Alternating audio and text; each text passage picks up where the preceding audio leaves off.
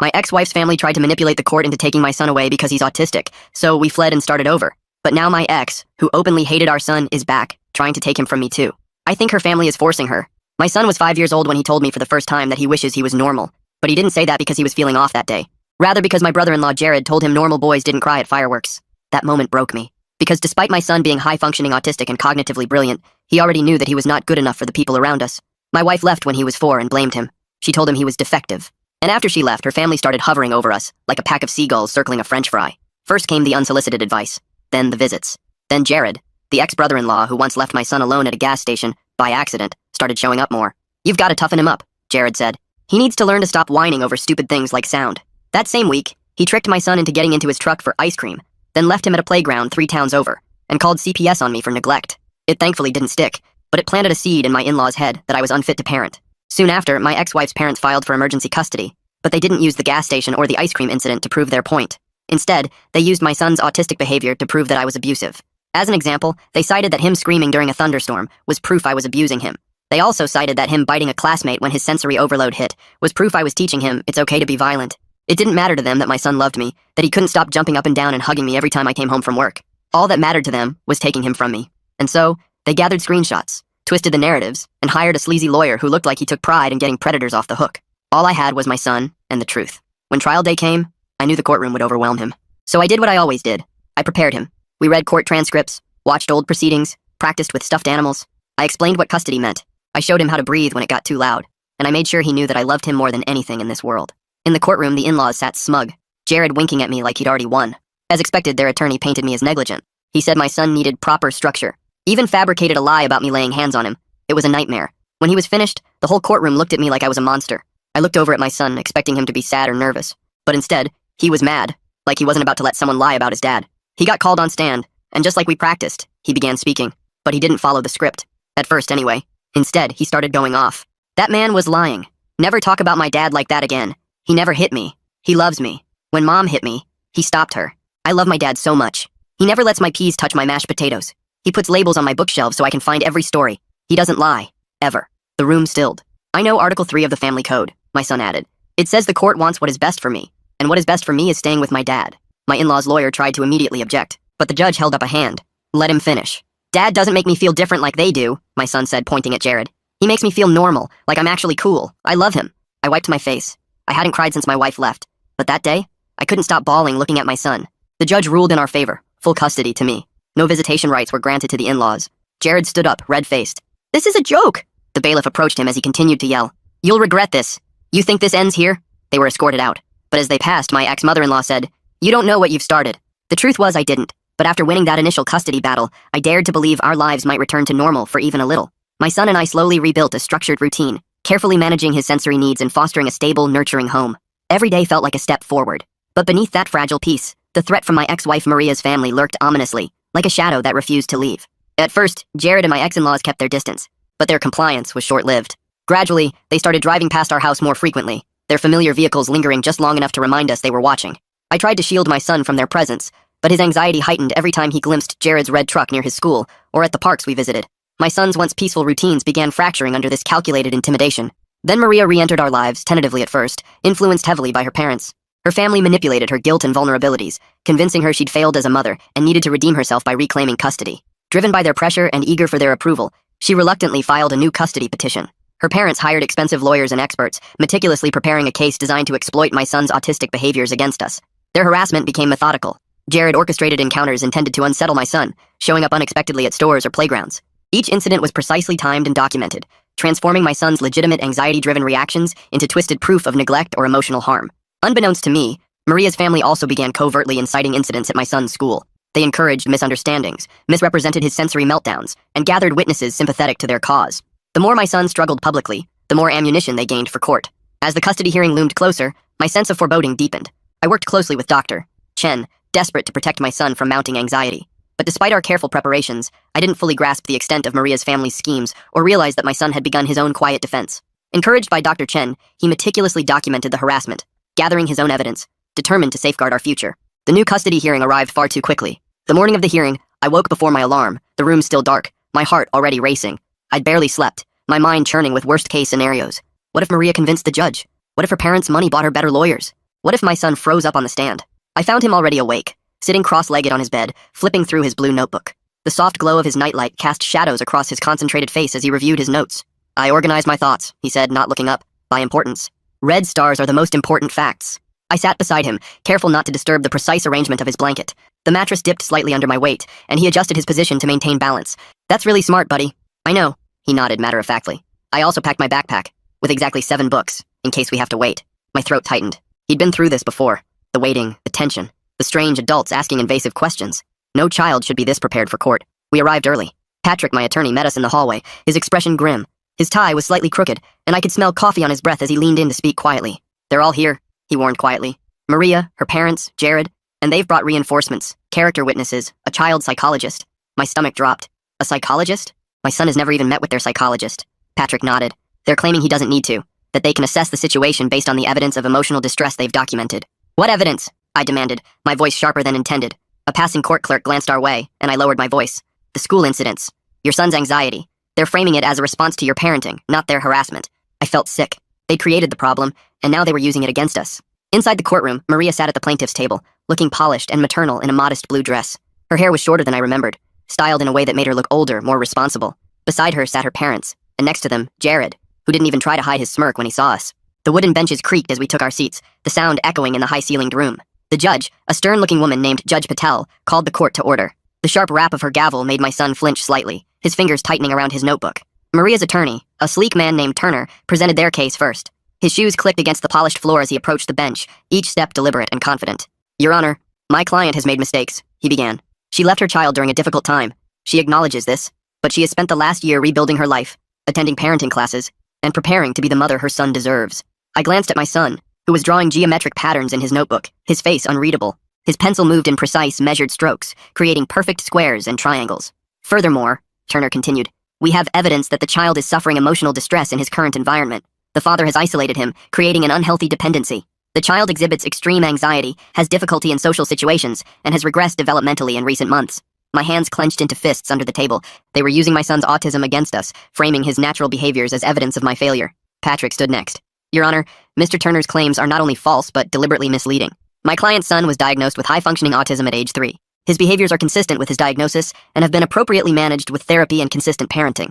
He presented documentation from Dr. Chen, detailing my son's progress over the years, the strategies we'd implemented, the milestones he'd reached. The papers rustled loudly as he handed them to the clerk. Furthermore, Patrick continued, the recent regression in behavior coincides exactly with the harassment campaign orchestrated by the maternal grandparents and uncle following their failed custody attempt. He presented my documentation, the dates, times, and photographs of their vehicles outside our home, at the school, following us to stores. The images showed Jared's distinctive red truck parked across from our house at odd hours, my ex-father-in-law standing at the edge of the school playground during recess. This isn't about a mother wanting to reconnect with her child, Patrick concluded. This is about control, and the person suffering most is the child they claim to care about. Judge Patel listened intently, occasionally making notes. Her pen scratched against paper, the sound barely audible in the quiet courtroom. When both sides had presented their initial arguments, she turned to my son. Young man, would you like to speak today? She asked gently.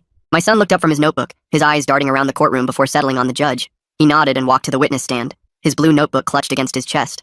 His shoes made soft padding sounds on the carpet as he approached. I brought notes, he said, his voice small but clear, so I don't forget important things. Judge Patel smiled.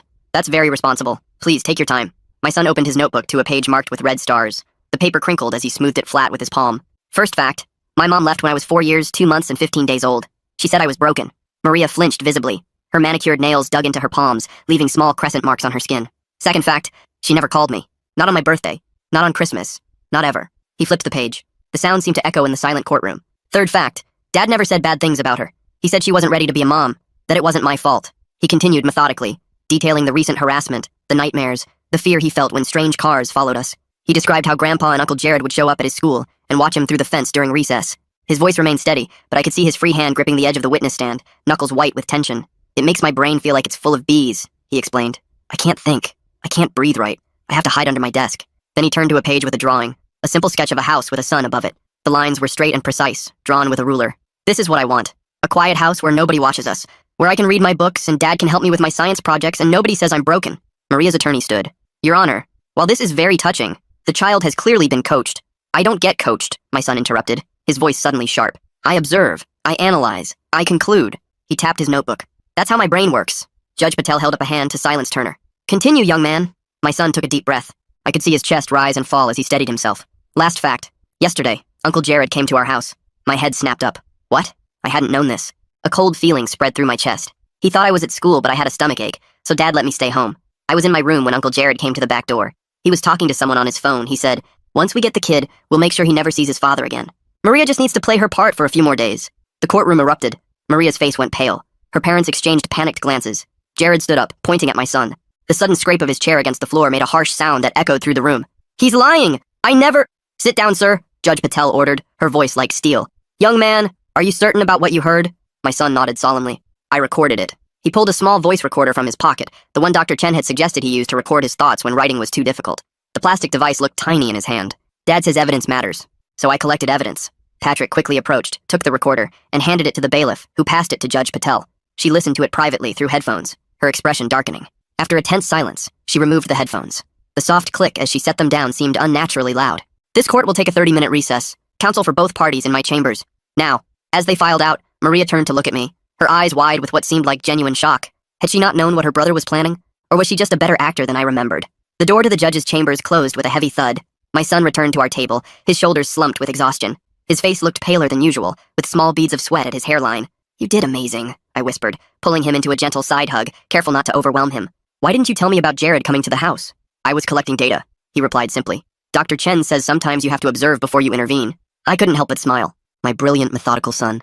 When court resumed, Judge Patel's expression was grave. The wooden gavel rested heavily in her hand as she called the court back to order. "Based on new evidence and the testimony presented today, I am issuing an immediate and expanded restraining order against Jared Wilson, prohibiting him from coming within 500 feet of this child or his father." She turned to Maria. "Ms. Wilson, this court is deeply troubled by the recording we've heard. While you may not have been directly involved in your brother's apparent plan, your petition for custody appears to be part of a larger scheme orchestrated by your family." Maria's face crumpled. "Your Honor, I didn't know—" "Save it for your testimony," Judge Patel interrupted. "This court will reconvene tomorrow morning to hear final arguments and issue a ruling. In the meantime, I'm ordering a full investigation into the harassment described by the minor and his father." As we left the courtroom, I felt a weight lift from my shoulders. For the first time in weeks, I dared to hope we might actually escape this nightmare. The afternoon sunlight streamed through the courthouse windows, casting long shadows across the marble floor. That hope was short-lived. As we walked to our car, Maria appeared, hurrying across the parking lot toward us. Her heels clicked rapidly on the asphalt as she approached. I instinctively stepped in front of my son. "Wait," she called. "Please, just 1 minute." Patrick, who was walking with us, moved to intercept her. "My client has a restraining order.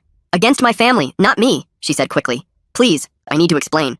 I hesitated, then nodded to Patrick. "It's okay. We'll hear her out." My son pressed against my side, his body tense. I kept my hand on his shoulder, reassuring him. I could feel his rapid heartbeat through his thin jacket. Maria stopped a few feet away, her eyes red-rimmed.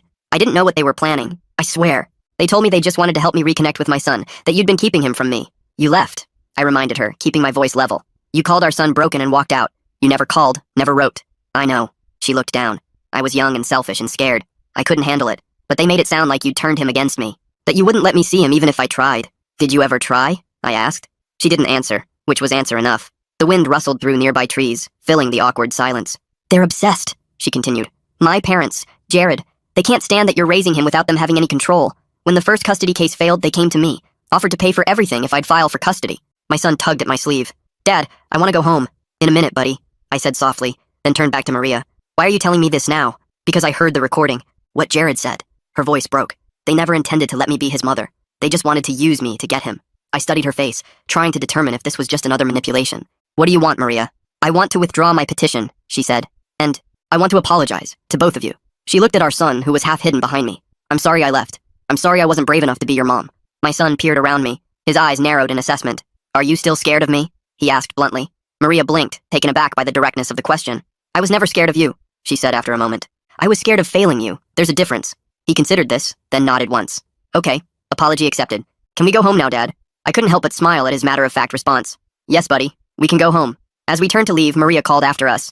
"They won't stop, you know. My parents, Jared, they'll find another way." I looked back at her. "I know. That's why we're leaving." That night, as I tucked my son into bed, he asked the question I'd been dreading. "Where are we going to move to?" I sat on the edge of his bed. The mattress creaked softly beneath me, and the bedside lamp cast a warm glow across his worried face. "I'm not sure yet. Somewhere quiet. Somewhere with good schools. Somewhere they can't find us easily." He frowned, processing this. "But what about Ms. Quinn? And Dr. Chen? And my library card has 12 more stamps before I get a free book." My heart ached. Moving meant leaving behind the few stable elements in his life. His teacher who understood him, his therapist who'd helped him navigate his emotions, the routines we'd carefully constructed. We'll find a new teacher, I promised. And a new therapist. And a new library. It might take some time to adjust, but we'll do it together, okay? He didn't look convinced. Can I bring my bookshelf labels? Of course. And my solar system model? Definitely. He thought for a moment. Will they have the right kind of peas? The small ones, not the big mushy ones? I smiled. If they don't, we'll order them online. This seemed to satisfy him. He pulled his blue notebook from under his pillow and wrote something down before closing it. The pencil scratched softly against the paper. What did you write? I asked. A hypothesis, he replied. I think we'll be okay if we stick together. I leaned down and kissed his forehead. That's not a hypothesis, buddy. That's a fact. The next morning we returned to court. The atmosphere was different. Tenser, more subdued. Maria sat alone at her table, her parents and Jared nowhere to be seen. The empty chairs beside her seemed to emphasize her isolation. Judge Patel called the court to order. Before we begin, I've been informed that Ms. Wilson wishes to address the court. Maria stood, her hands trembling slightly. Your Honor, I wish to withdraw my petition for custody. I've realized that my son's best interests are served by remaining with his father, who has provided him with stability, understanding, and unconditional love. Things I failed to give him. Judge Patel raised an eyebrow. Are you making this statement of your own free will, Ms. Wilson? Yes, Your Honor. After hearing my brother's recorded statement yesterday, I realized I was being used as a pawn in my family's vendetta against my ex-husband. I want no part of it. The judge studied her for a moment, then nodded. Petition withdrawn. Now, regarding the expanded restraining order and harassment allegations, what followed was a comprehensive ruling that exceeded even my most optimistic hopes. Judge Patel issued a permanent restraining order against Maria's entire family, including any agents acting on their behalf. She ordered a criminal investigation into Jared's apparent kidnapping plot, and she granted my request to relocate with my son without disclosing our new address. This court finds that the respondents have engaged in a pattern of harassment and manipulation that constitutes a clear threat to the child's well-being, she concluded. The father has demonstrated exemplary parenting under extremely difficult circumstances. He has my full support in taking whatever legal measures necessary to protect his son. As we left the courtroom for the last time, I felt a strange mix of emotions, relief, vindication, but also sadness. This place had been our home. Despite everything, we'd built a life here. Patrick shook my hand. Congratulations. This is as comprehensive a victory as I've ever seen. Thank you for everything, I said sincerely. Where will you go? He asked. I shook my head. Better if you don't know. Fewer people who know, the safer we'll be. He nodded in understanding. Keep in touch. Let me know if you need anything. In the parking lot, we passed Maria, standing alone by her car. Our eyes met briefly. She gave a small, sad nod. I nodded back. There was nothing left to say. That weekend, we packed our essential belongings. My son approached the task with his usual methodical precision, categorizing his books, carefully wrapping his science models, making lists of what would go in which box. The sound of packing tape being pulled from the roll became the soundtrack of our days. Dad, he called from his room. Can we visit the library one more time? To say goodbye to Ms. Eden. Ms. Eden was the children's librarian who had always set aside new astronomy books for him. She'd been one of the few people who never made him feel different. Of course, buddy. At the library, Ms. Eden fought back tears as my son solemnly handed in his partially stamped card. The card was worn at the edges, with 11 carefully inked stamps in the shape of open books. I need 12 more stamps for a free book, he explained. But we're moving. For safety. Ms. Eden disappeared into the back room and returned with a brand new copy of the Ultimate Space Encyclopedia. The glossy cover gleamed under the library lights. Consider this your free book, she said, handing it to him. You've been my most dedicated reader. My son's eyes widened. But I don't have enough stamps. Some things are more important than stamps, she replied with a smile. Promise me you'll find a good library wherever you go? He nodded seriously. I promise. Libraries are essential repositories of human knowledge. She laughed. That they are. Our last stop was Dr. Chen's office. She'd agreed to meet us on Sunday, her day off, to say goodbye and provide referrals to trusted colleagues in several different cities, so no one would know our actual destination. The familiar smell of her office, a mix of tea and old books, was comforting. Remember what we've practiced, she told my son. When you feel overwhelmed, identify the trigger, implement coping strategy, communicate needs, he recited. She smiled. Exactly. And remember, change is hard for everyone, not just you. It's okay to be scared or angry or sad about moving. He considered this. I'm all of those things, but also curious. About our new home. Dr. Chen looked at me. He's going to be fine. You both are. The morning we left, I woke before dawn. Our packed SUV sat in the driveway, ready for the long drive ahead. The neighborhood was quiet, with only the occasional chirp of early birds breaking the silence. I did one final sweep of the house, checking for anything we might have forgotten. In my son's room, I found a piece of paper taped to the wall, a meticulous drawing of our house with 2 stick figures standing outside. Beneath it, in his careful handwriting, our first home, where Dad taught me I'm not broken. I carefully removed it and placed it in my wallet. The paper crinkled softly as I folded it. My son was already in the car when I came out, his blue notebook open on his lap, a new page titled, Our Adventure. The morning air was cool and damp, with fog lingering between houses. Ready? I asked, sliding into the driver's seat. He looked back at the house, then at me. Ready? Let's go somewhere they can't find us. As we pulled away, I checked the rearview mirror, half expecting to see a silver sedan or Jared's truck following us. But the street was empty, bathed in the soft light of dawn. We were free, for now. But I couldn't shake the feeling that this wasn't truly over. Maria's words echoed in my mind. They won't stop. People like her family, they don't just give up. I knew that all too well, which is why I had one more stop planned before we left town for good. A stop my son didn't know about. A precaution I hoped we'd never need, but one I couldn't afford to skip, because when it came to protecting my son, I wasn't taking any chances. Not anymore. Our last stop was at a small, unmarked office building on the outskirts of town. I told my son we needed to pick up some special travel documents, which wasn't entirely a lie. The building looked ordinary, gray concrete with tinted windows that reflected the morning light. "Wait here for just a minute," I said, leaving him in the car with his new space encyclopedia. "I'll be quick." Inside, a woman with close-cropped gray hair and sharp eyes greeted me. This was Diane, a former police detective turned private security consultant. Patrick had connected us. Her office smelled of coffee and paper, with filing cabinets lining the walls. "Everything's ready," she said, handing me a sealed envelope. "New driver's license, social security card, bank accounts. The works. Your new identity is as solid as I can make it. Background, credit history, employment records. Your son's school records have been transferred under the new name." I nodded, my throat tight. "And the monitoring? Already set up. We'll track any searches for your old names, any unusual activity around your previous contacts. If they start getting close, you'll know before they do." Back in the car, my son barely looked up from his book. The pages rustled as he turned them, absorbed in images of distant galaxies. "Did you get the documents?" he asked without looking up. "All set," I said, tucking the envelope into my jacket. "Ready for our big adventure?" He nodded, but his eyes lingered on the town passing by outside his window. Buildings and landmarks we'd known for years slipped past, growing smaller in the side mirror. "I calculated that we've lived in this house for 2,347 days, he said quietly. "That's a lot of days." "It is," I agreed. "But we'll have even more days in our new home. Will it have a backyard? For my telescope?" "Even better," I promised. "It has a deck on the roof, perfect for stargazing." That seemed to cheer him up. As we merged onto the highway, I felt the tension in my shoulders begin to ease. The farther we got from our old life, the safer we'd be. We drove for hours, stopping only for bathroom breaks and to stretch our legs. My son documented everything in his blue notebook. The license plates we saw from different states, the types of clouds in the sky, the exact mileage between rest stops. The scratching of his pencil became a comforting background noise to the hum of the engine. "Dad," he said somewhere around hour 6, "are we going to change our names? Like in the witness protection shows?" I nearly swerved. "Have you been watching those shows again?" He shrugged. "Sometimes when you're making dinner. They're interesting. Very procedural." I sighed. No point in lying. He'd figure it out soon enough. "Yes, we are changing our names. Just our last name, not our first names. It's to make it harder for certain people to find us." He considered this. "Like Grandpa and Uncle Jared?" "Exactly like them." "Good." He went back to his notebook, adding something to a list. "I've been thinking about last names. I like Chen, like Dr. Chen, or Quinn, like Ms. Quinn, or maybe something space-related like Armstrong or Hubble." I smiled. "The new name is already picked out, buddy, but I like your suggestions." "What is it?" he asked eagerly. "Walker," I said. "We're going to be the Walkers." He tested it out. "Walker, Walker." Then he nodded. "It sounds like we're always moving. That's good for hiding." "Exactly," I agreed, relieved he liked it. We reached our destination late that night. A small city in another state, far enough away to feel safe, but not so remote that we'd stand out as newcomers. I'd rented a furnished apartment as a temporary base while we looked for a permanent home. The apartment was small but clean, with 2 bedrooms and, as promised, roof access.